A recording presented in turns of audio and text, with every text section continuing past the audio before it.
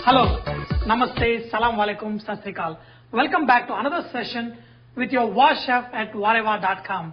Today we're going to make a beautiful dessert from Hyderabad called double ka meetha. A lot of people ask me why it is called double ka meetha. Meetha means sweet, double. A bread is called double roti. So that is why they call double ka meetha, the bread sweet. I took 2 cups of sugar and added 2 cups of water, and then I'll bring it to a boil, and then I'll keep it aside and use it to make my double ka meetha. I also put some crushed cardamom to give a nice flavor to this syrup. I add just 2-3 drops of lemon juice that not only clarifies my sugar but also makes sure that my sugar doesn't become crystals again. To this we're going to add some saffron color. Okay. This is ready. I'm going to keep it aside. We are going to fry this bread and then dip in the sugar syrup and then top it off with some kind of rabdi. So I've got some milk here. What I'm going to do with this milk is cook it on a slow flame and reduce it. So I'm going to make it a kind of a rabdi. Once I fry my bread and put all the nuts on it, I'm going to pour this rabdi on top, and this gives a very good taste to your double ka meetha. Here I've got some ghee. I'm using pure ghee, clarified butter to fry my bread. I don't want to fry it in oil. I don't want to fry in dalda or anything, because every bit of my double ka meetha I want to get beautiful taste of Hyderabad. So I'm going to fry it in my ghee. Now everything looks so easy. All you have to do is fry the bread, put it in the sugar syrup, coat it with rabdi, and your double ka meetha is ready. So let's actually understand this a little more. I have cut this bread and let it dry. See, to make a double ka meetha, they take the bread, they cut it, and they leave it at a warm place. So all the moisture from the bread, evaporates. That way, when you fry, it doesn't absorb too much of oil into it. This double ka meetha has different kind of names. It is also called shahi tukra, and then they make it a little more richer than double ka meetha. We're going to fry this bread. Wow, look at this, beautiful. So, fry it till it is nicely golden color. Wow.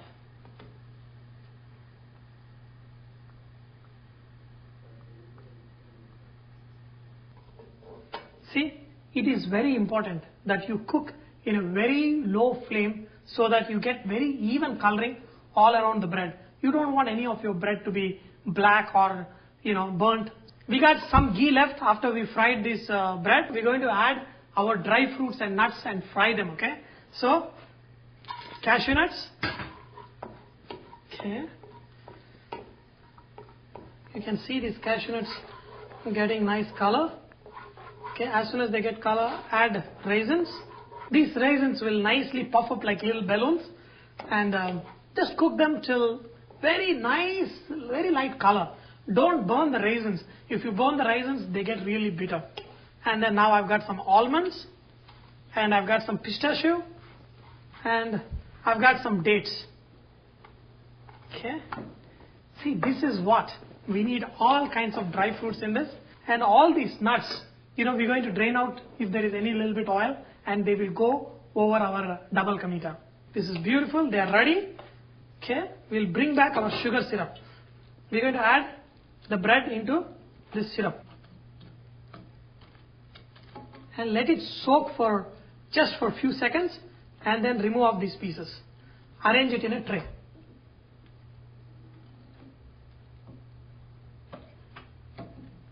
So we're going to repeat this process with all the bread.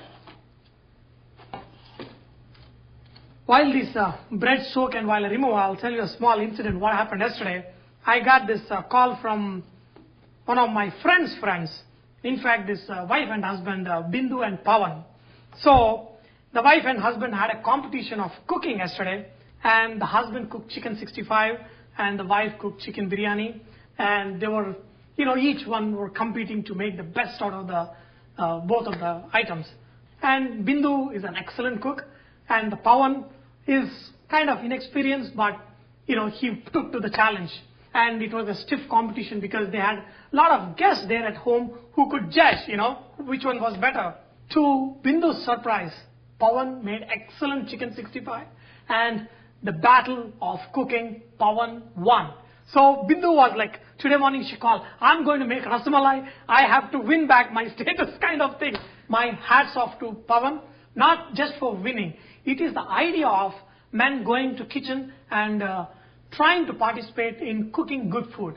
See, 95% of my audience is women.